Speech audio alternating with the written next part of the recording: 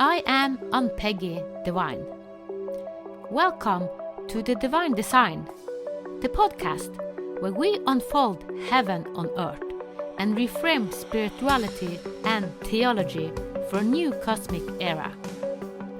Your journey on human evolution and integration of your divine design starts here. Welcome, Colin and Tara, my brothers and sister. Hello. Swastias too. I'm so lucky to have both my brother and sister in this podcast, and it's Easter, so it's perfect. We are collaborating, and we were speaking about being in the new, the resurrection, and living in a new way with stories, experiencing stories, and direct experience. You, Colin, when we lined up, you have just read a new book. Yeah. And you felt it. You kind of experienced the book. That's right. Yeah, I think this isn't new for me. I must say the experiencing vibration from a book. It's quite it's quite the thing. But this new book, excuse me, it's taken me to a different level, which is very interesting. And the way that it did it was through an image, mostly. I mean, there are parts of the story that I'm enjoying, and that's kind of giving me a sort of some deep memories are coming back to me. But the big thing was the image. When I looked at her drawings of a village where she'd visited, and this is on a star system. Not even in our galaxy, it's not even in our universe, or it's somewhere beyond. The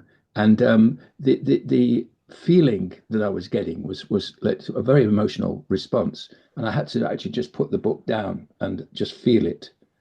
And it was sort of radiating, and there was memories coming through, like we were talking about, memories of home.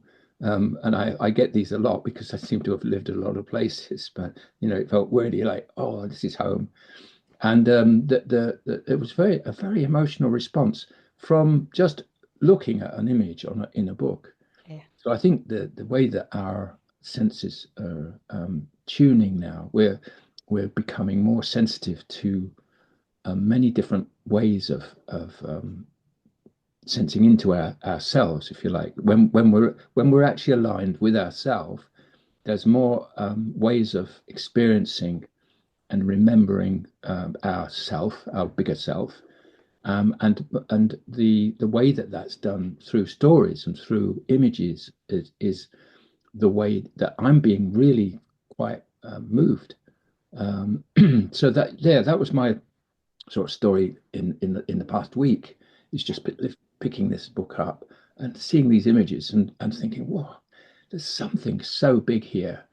And I just enjoyed the story itself is triggering me right, left, and center, because it seems to be giving me memories of who I am from a very very distant, even not just a distant star, another universe, a completely different place altogether. How can I be from there? Oh, well, this lady's just traveled there, so there must be possible. But anyway, those are the sort of things that have been happening to me, and I feel that the story is the trigger. So It's interesting how you were saying, like, we're leading up to Easter, and the story of Easter resurrection. The actual story itself is just a shape for your thoughts. What is it actually leading us to? What's the actual emotional or intellectual response required here, or is there a response required? But so a lot of people celebrate Easter at this time. And when you talk about that, I'm reminded about the deep initiation and ceremony I had in Mars, and that was also kind of a story given to me. It's like a lot of lullabies and song, and a lot of emotion came to me, and because I travel in consciousness, and this is also okay. It is, you are given a story, and it was a new story. I haven't heard about a lot of this, that we are priming our children with vibration and songs, and now I'm teaching people in Divinity Reset that all of us are carrying a song. But when I did this deep ceremony, a lot of story came to do it another way that was far out of my, I had no idea. So it's like when we open up to new stories and we experience it. Because when I do ceremony, ceremonies are experience. So when I say I do a ceremony, it is actually direct experience. And we started to, Tara also said, yeah, we are in a tie with direct experience. Yes. So I call it ceremony. When I walking behind my computer, it's like, that's not a direct experience. It's just walking, doing something. But when I open, then it's a direct experience, and it can come so many new things. It's so, what are we opening up to?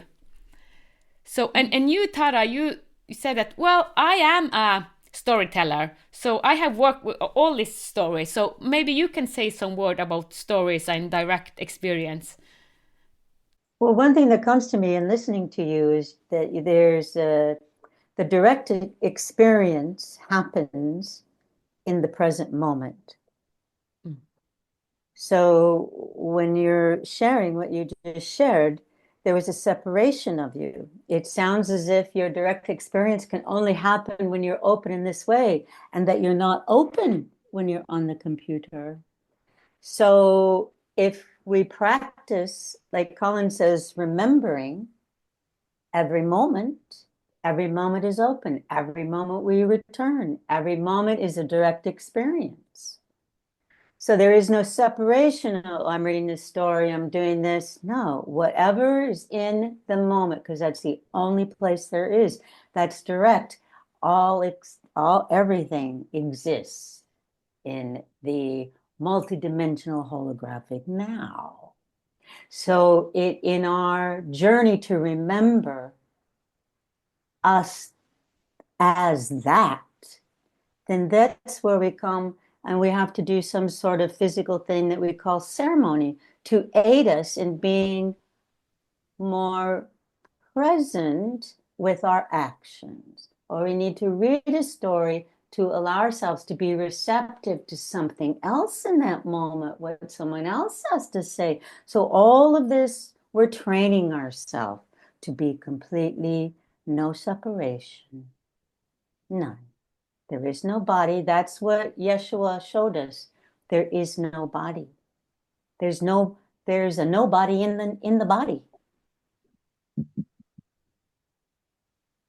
And he did it at a time when people only understood sacrifice. Only through sacrifice at that moment in history could he show that. And that's why to this day, it is so phenomenally, it's so true on so many multiple levels. But I just go back to that moment. It's like in history, it's like everybody was doing it. I mean, as you know, here on Bali, they sacrifice animals, so it's still happening. But anyway, it's back then, that's the way. And we no longer need to sacrifice, is the other key thing to this. But what I experienced in his teaching is that we are eternal. Yeah. And that's the resurrection. So every time we remember that we're in the moment, we become enlightened. We're into eternal. We're there. We're resurrected.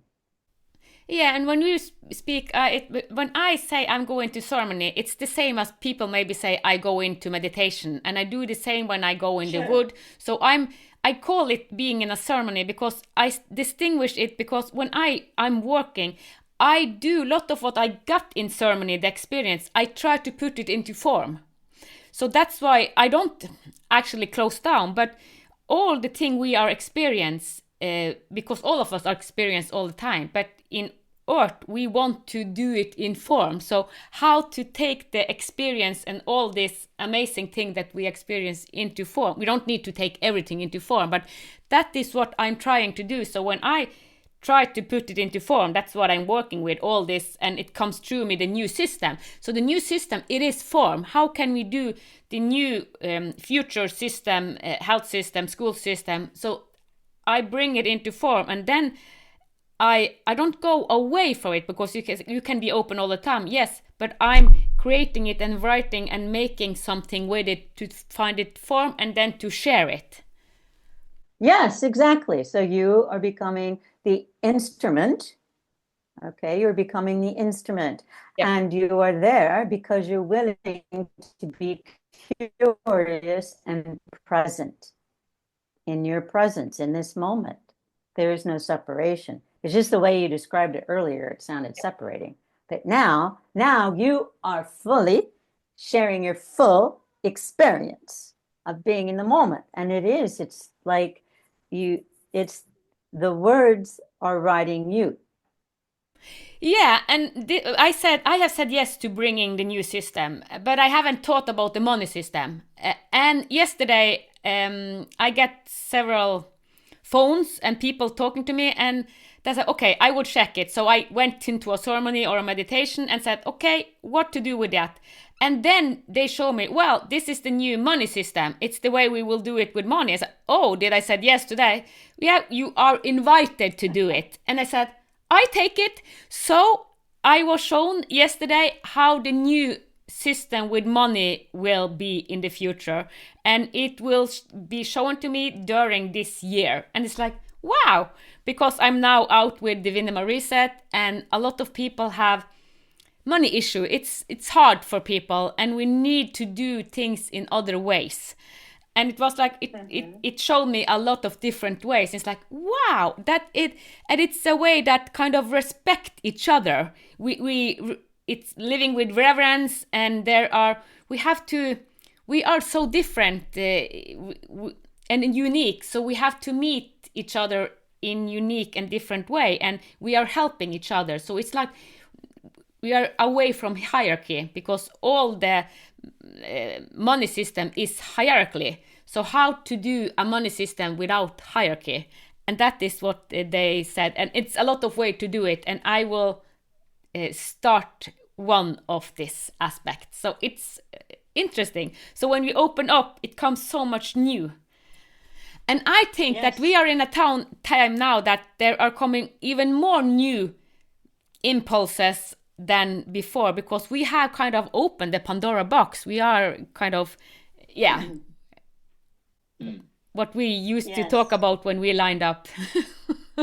Yeah, I think the fact that we've been opening up, and when we're talking, and it's whether it's three of us or one on one, we are always opening each other up further, and sometimes we don't even know that's going to happen, because we don't have an idea of where the conversation is going to take us, and that's what's quite kind of interesting, and it's almost like the new way is taking us away from the old way. It's literally moving us into a different way of relating and being with one another, and these energies will fly in on those new connections much more readily. And I'm feeling them even as I'm talking about it. I can feel them flowing. It's the shape of them is different. The feeling of them is different, and the very fact that you're standing in this place in yourself and then radiating it, the words carry a different layers of frequency and divinity. Even they feel very holy. I mean, I know this is we're talking about what we describe as a holy time, but this is different. This is a different energy altogether. And I've never experienced this in a holy place, other than maybe some standing stones, or the sort of ancient places. But I've never actually experienced this in a defined compartmentalized religious context. I always felt a bit compressed into it, but this just has a freedom of expression, and I think that's our new way of relating to one another and to the world, and how that creation flows through us.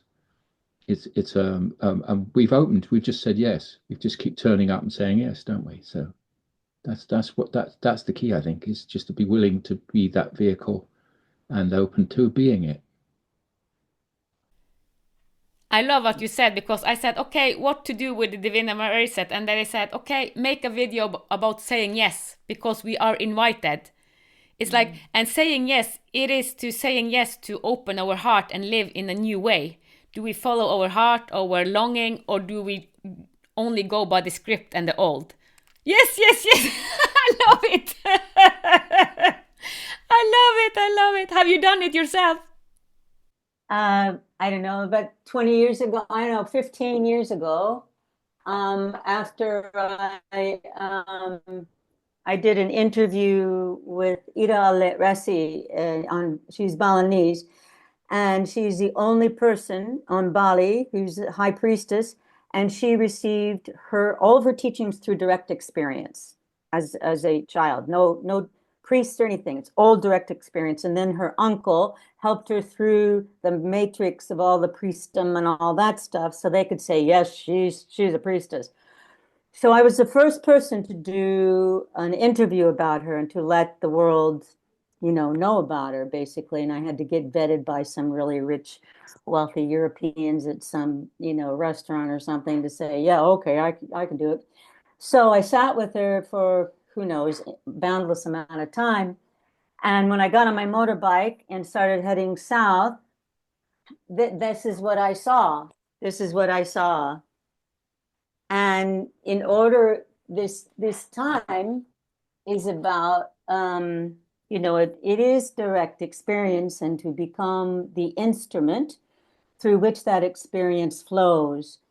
The body is the vehicle, and the vehicle means that, we have to pay rent, like get sick and stuff like that. I mean, it's the soul, the soul, it's the vehicle. So it's the temple, the vehicle, and the instrument. And what we're talking about now is to be the instrument. And the way that I know to do it is you must empty out what is in the dungeon of your heart that's obstructing that flow, and the mind, to come through. So, because, as Colin talks, he talks about the feeling and everything. Well, that's coming from the heart. Yeah. It's coming from that sensorial place. And actually, the stronger that we become, the more sensitive we become, because Yes. we have the support system to walk through the dream world, to be sensitive. So we don't have to, we don't have to hide so much, basically, the more stronger we are. So, And yeah. it's it's very interesting, because when I was kind of rock bottom, and my ego death, I was often, oh, I want to go home, I want to go home. And now what we are talking about is living from home. But when I started this in 2013, I wanted to go home. I thought that I had to go out of my body to live home, because no one had told me that you can live home in your body. But that is what I call it heaven on earth. So we are living heaven on earth, and we are at home in our body. And then we get more sensitive, as you say, Tara, because I remember I don't want to be any more sensitive, but that's the way home. Yes. So that's the paradox. Yes. And yes, you say, Colin, yes. I sense so much. It's like tears, and because you resonate so deeply, it's home. So that's why the tears just coming. It's like, oh, it's so beautiful. So our senses are hypersensitive, kind of, because we are home. Well, it's all in this container. Everything is here. Otherwise, we wouldn't be in it. So it is our remembrance to come home to our original wholeness that's within. Yeah. It's it, and all these things, like the stories Colin's reading about our ET, brothers and sisters and other planets and other worlds. It's all home when that's why years ago I don't even say it now. We're not ascending. I experience this as descending. I mean, it's a spiral dance. So we're descending simultaneously. The spiral is going up to heaven as it is going down to earth. Yet we must descend into the depths of ourselves to know that home is is in here, is in our body. It's Yeah. here. Yeah. So. Yeah. Deep roots. And what you were saying, Colin, about being, I don't know if you said curiosity or not, but that's the thing, like, I don't know if Yeshua said it, but somebody said it during that time. I think it was Yeshua. It says to enter the kingdom of heaven on earth or paradise, you must become as little children. He didn't say like. This is the power of words, Colin, because like would be like the 5-year-old next door who's always cringing and whining and stamping and things like that. But the as preposition is to become as, Christ was in his body as yourself, as that. So the curiosity is really key to direct experience. Yeah. Mm. And to always, just begin. So it feels like now where we can begin to learn how to be, like you say, Ann-Peggy, to be home in the body, because, the first step is to feel safe in the body. Yeah. And we have eons of non-safety in the vehicle temple, right? So when that happens, then we can allow ourselves to be curious, and to start, and in that safety, we discover that, well, everything's always changing. And so what's real? Well, this, like, the I am that I am, that empty space, it's real. So we can start developing, like, wonder at the uncertainty of it all. Oh, isn't this interesting? Like, Colin, you're always saying, well, that's interesting. Yes, it is, isn't it? Yeah, and also, as Colin said, we are activating each other. When Colin see, oh, I read this book and I was activated seeing these drawings, and when we kind of, you talk so much about the pyramids in the beginning, Colin, and I said, wow. And it was before I went into the big deep ceremony myself, and then it kind of, the ancient Egypt show itself to me. It's like, wow. And then I spoke you some days after, and it's like, no, I understand why you talk about pyramids and Egypt, because then I had a direct experience. And so that it's like, okay, now I understand, and the ley lines and the energy and all, how wise we were in ancient Egypt, and the wisdom from there. It's like, wow. So Yes, yeah. And the Synarchy is where we're at now in terms of what you both are saying. We're in a time of developing synarchy and synchronicity with each other. And so we can, and that happens in such a beautiful, holy way, as Colin says, when there's no, what I want to say, when it's not service to self, which is what we're all coming out of, and so the more you come into just being and service to what is in the moment, in the holy wonder of now, then there's the ability to serve the self, and in turn serving the other, because it's the only way that energy is orchestrated, because we're all energy. And the moment something, like if one person suddenly wants to grab something and hold it on to theirs, the synarchy stops. It stops. There's no building. There's no, evolution in that way. Mm. There's something you said, Ann-Peggy, about singing, the creative process. And in the book I'm reading, Koldas, it is by Eleanor Danan. She describes the creative process as being the creation being sung into being, and the singers are children. Yeah. So these, and that relates directly to some of what you've been experiencing. These songs are of songs of creation, are generated by children in another dimension. It's like, how does that work? But it really resonates. So when those two things link, like you see that I'm reading this, suddenly there's a, oh, hang on a minute, and then it gives permission for that understanding almost to then come through into you, and then you explore it more. You then start talking about it more and realizing that actually that's how creation is brought into being. We don't initiate it necessarily ourselves, although we may well be one of those children singing creation. Who knows? But at the same time, here we are acknowledging how our being is contributing to that creative component. How it is that we're being on this planet at this time, having this conversation even, is contributing to the unfoldment of heaven on earth. How that is actually working by us simply being this in this moment, being here now with one another, that we are in some way bringing something new into being simply by having this conversation. Yeah. And again, as you say, Tara, that I find that fascinating. Well, it's also not having an ambition about it is the thing. Because I see a lot of that happening, but there's so much ambition that it's kind of going against kind of what you're talking about. There's what can I get out of it, kind of thing.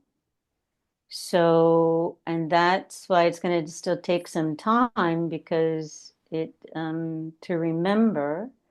I remember in my first solo show, this song is this. I remember this song is "Wake up, sing your soul song. Every day we are born, every moment a new dawn. Soar high, you're a live wire. Slide down the rainbow spiral and become your heart's desire." And yeah, what songs can do, because I didn't know about this song activators and that all of us have a home song, but I think it's 6 years ago, maybe 7. I was kind of given my soul song, and I didn't know that it was my soul song before now. It's like, oh, now I understand, because I was so in tears and I listened to it and I felt home. I was home. It's like I had never heard that song. Where did it pop up from? But I listened to it and I listened, and the emotion and motion.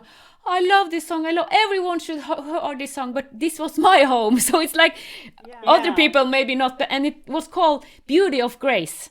And I had never heard this song, Beauty of Grace. It's like, so I don't know where it popped up, but now I have it on my phone, and it's resonate with my home. And I have a friend, she found her song, and it's like Lean on Me. And it's like, yeah, of course, she is, people can lean on her. So it's like so many layers of wisdom and truth, and resonate with everything if we just find our soul song.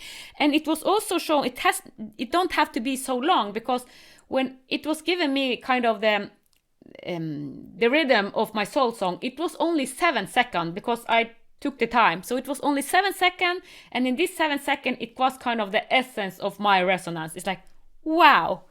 But it's fascinating, as you say, Colin, because we carry a vibration, a song vibration, our soul's song, and that's, we want just to emanate our soul song, being home.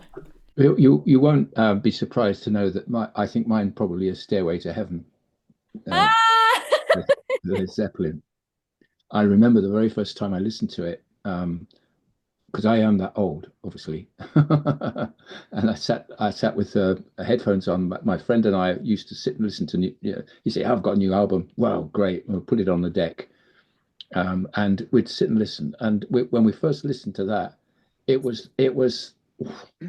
Wow, that's and I said to him, that is a classic. That is so good. And he said, well, yeah, I'm not really sure. Come on. And it turned out that was it. I mean, you hear it everywhere. So many people have covered it, but there's something in there. And I did some years ago when I first met some of our friends, Solaria and Santari. I was at one of their sessions, and I was listening to that on the way there because it was quite a long drive, and I kept tearing up at different places.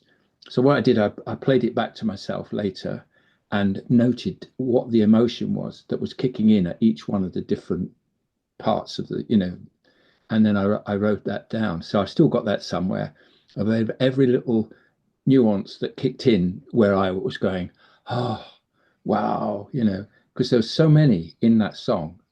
And let's face it, those guys, they were at a different place to everyone else at the time anyway.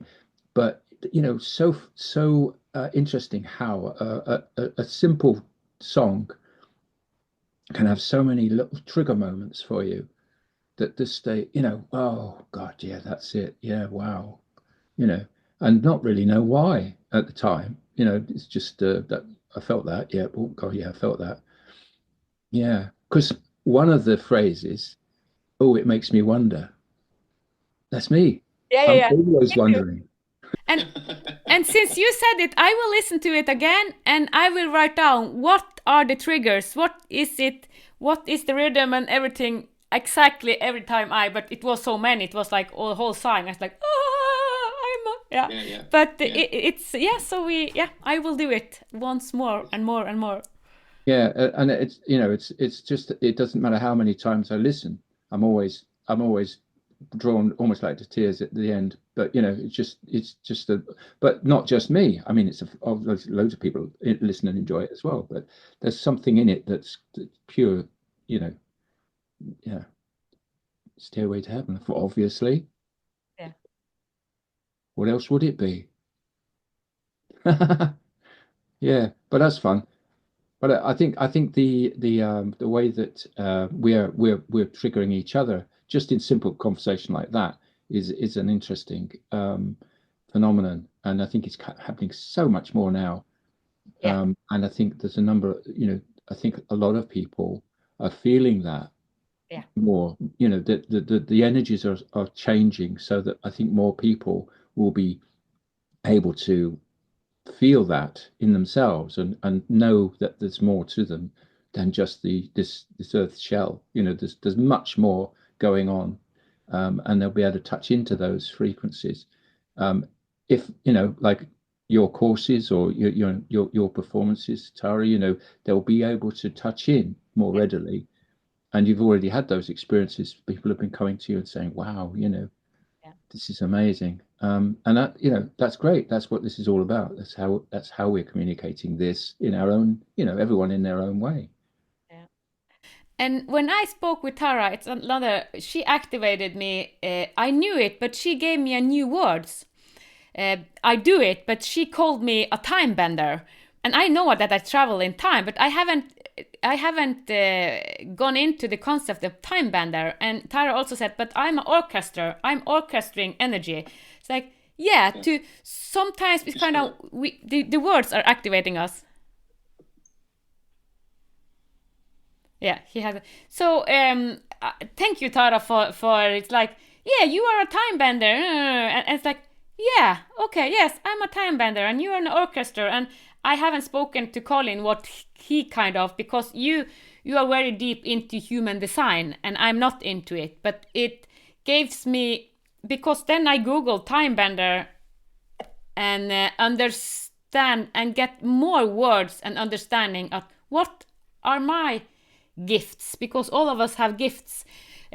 In a lot of years we have kind of, okay, I have so much sickness, it's so much, we have to deal so much with our wounding, but now when we come to this new place, newborn, we can explore our gifts. What is our uniqueness? What can we bring to humanity and other people? So have you thought about, Tara, what Colin is? Because you said I'm an orchestra of yourself and I'm a time bender. Oh, well, in terms of the human design map, Colin is the same. He's a time bender also. That's why we But connect. you see, each individual has their own different energies that are flowing through. The aura is just that time bender is just the name of a specific energetic aura. So when you meet the person, you're going to feel that kind of aura. And then there's deeper, all these different kinds of frequencies that allow that individual soul to move through in a way that it is divinely designed in the energetic system of each individual body. And so that's what this time is now, is it's a time of individuation, because in terms of getting to the new currency, it's going to take a while, because human beings, it's been manipulated for so long, and the more directly we are in being self-responsible for our own experience, then that currency of energy will flow in a whole different way. Yeah. Of money. So yeah. What just said, now I understand why, because when I and Colin met every time, it was we traveled so far. I have never traveled so far with anyone than Colin, and now I understand both of us are time benders. So it was because both of us were poof, really high. So now I understand. That's why meeting you, because my intuition said you have to contact Colin. And it's like, okay, I did, and you said yes, and that wee. Yeah. It's amazing actually. And again, that's I think we've spoken about this before. It's because we've both stepped into this new place Yeah. that became a thing that we needed to do. If either of us hadn't stepped into that place, then that probably wouldn't have occurred. It might have happened with someone else. I think all these things are divinely timed, and it's almost like it's almost like a level. You pop your head up, and somebody else pops their head up, and you're gonna be communicating with them because now's the time. Um, and I think a lot of people are finding this, the different levels. Everyone seems to be at different levels, but every time you reach the same level, ka-chunk, and that's how we three Yeah. reconnected or Yeah. connected from new at this moment, because we've all reached that magical spot where now when we three talk and we meet, we bring in something unique that is more than just two of us talking. We was talking about this Yeah. before, weren't we? When we were three, the first time three of us talked together, there was something different in the way that the energy moves, and how we three bring something in that wasn't previously possible with just a conversation between two. And I think that again is teaching us a little more about how co-creation works, Yes. in that it's a way of bringing something new into being through a number of skills or frequencies, patterns, songs, whatever that is, whatever our specialism is. Mine seems to be codes and patterns, and that's my specialism of the moment. I'm learning through these books, and the way that I'm being triggered. I've got other things that are other talents, if you like, that have so far been hidden from me, but are now coming to light. So I hesitate, because sometimes when I felt like I was Jesus, I hesitate to say I'm Jesus, because I know there's so many more me's out there, that have equal right to be called me, or I have equal right to call them me. So I'm happy to say I'm Jesus in 1 minute, but then the following minute I'm someone else, and here's how that works.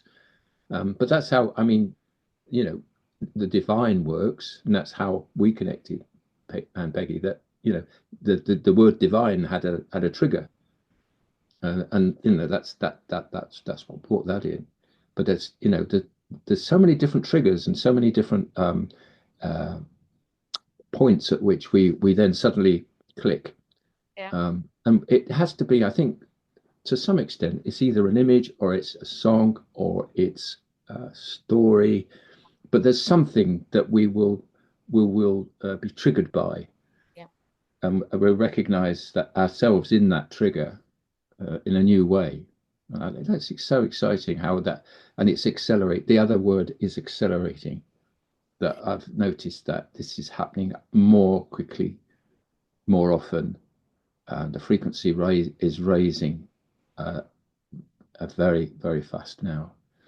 And the good thing is that our bodies are tuned now to be able to accommodate this acceleration.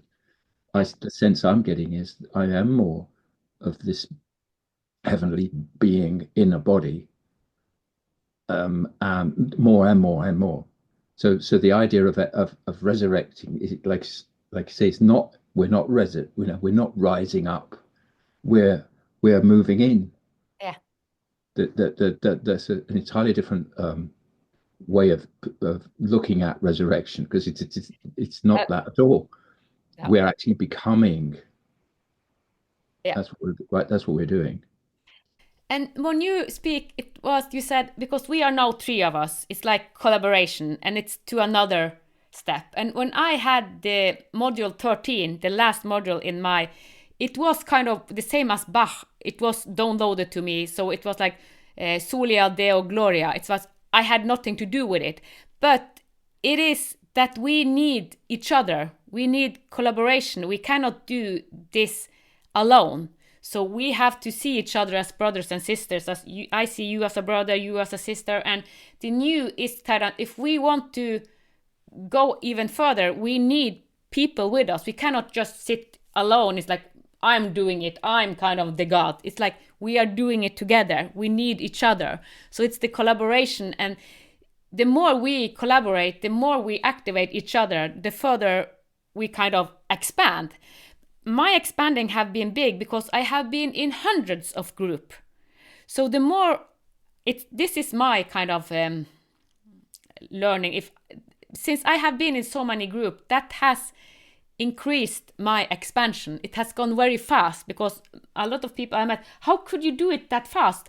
I think it because I have been in so many groups, and being in groups, it activates us, and it kind of, our light can expand even further when we have a lot of mirrors, because we are mirroring each other and we are all holding pieces to each other.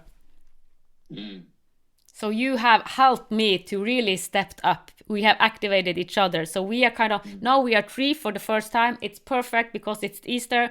This is kind of a symbol for the new. We need each other to really step up, to really live the soul purpose and the gifts we are here to emanate. It's about witnessing as well. Yeah, I've found that some of the most profound, moving moments that I've experienced have been when it's been shared with someone. And that's that we bear witness to somebody else's movement, if you like, into themselves, and then we share that moves us as well. So we mutually move. Yeah. So it's like the student and the teacher. Those roles don't really exist because we're all contributing. Yeah. But I suppose one has to step into a role before that can happen. So if you like people attending your courses, they'll come into that, and they'll be able to move through those stages with you. But in the end, you'll get something from them, right? Just simply witness how they've moved. Yep. And everyone moves up as a result. Yep. And that's the magic, I think, of this. The way the energy is moving now it's so rapid. You can see people moving from old to new, in almost like in a blink of an eye. They're suddenly, oh yeah, I get it. Well, it used to take hours of study, or whatever, meditations, or and now suddenly we people can move very quickly into the new. Well, you said yourself, Tara, so people watching your show have come back to you and said, wow, that was that really moved me. And that, how long is your show? It's but it's not what it is. It's what comes through and what moves them. It's actually that. And I think it's a marvelous thing how that works, and how we are meant to do that. Yeah, because what you said in term, about divine timing, my experience is that's also an old way, because it places it like there's something outside of us orchestrating us. Mm. And there is this, really, there is no choice. Everything is already there, available. It's preordained. There really is no choice in ultimate reality. But there is. We're here to make these choices. And when people say divine timing, it's the inner preparation to meet what is meant for us. Yeah. So without that inner preparation, we will not meet. And so because we're so much in the head and we're, controlled to be in the head and in a narrative and all this on Instagram, we miss that, because each of us are being prepared to be met at the place that we are. So if a person comes and sees my show, there was a preparation involved before they came, so they could receive whatever it was they were going to receive. So that's, I think, and in terms of, I don't teach anything. I've I've taught a lot of things, but I don't call myself a teacher. I'm a guide. I'm only helping people remember who they are. Yeah. Because the teacher has been corrupted. And we need to know that if we're going to work in synarchy, in energetics, that all is energy, there is no enemy, then there needs to be a sense of the fact that we're guiding each other in each moment.